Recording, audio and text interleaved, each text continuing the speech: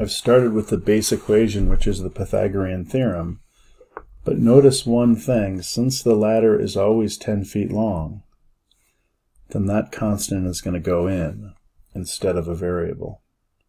The other two things change because the ladder is moving down at a rate of 4 feet per second. So I'm going to label dy dt as negative 4 feet per second because the distance is decreasing.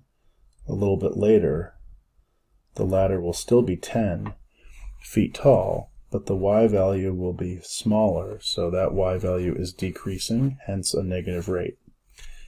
Now I'll take the derivative with respect to t and get 2x dx dt plus 2y dy dt equals 0 because the derivative of a constant is 0.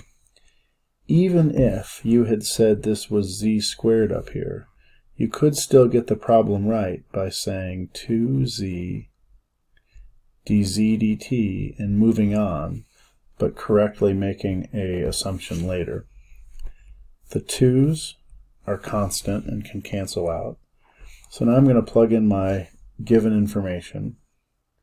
I was told that the ladder was horizontally 8 feet from the barn. So that means this x must be 8.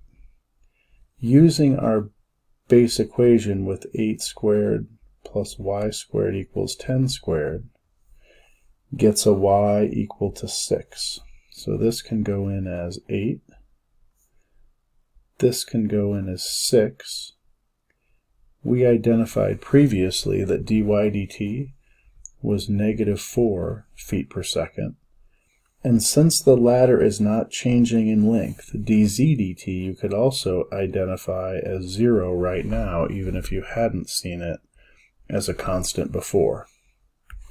But if you try to move on from this point in the problem without the right side equaling 0, you can't get the problem right.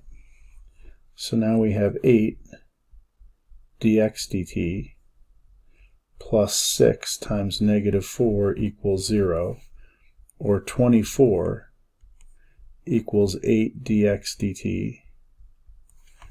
Dividing by 8,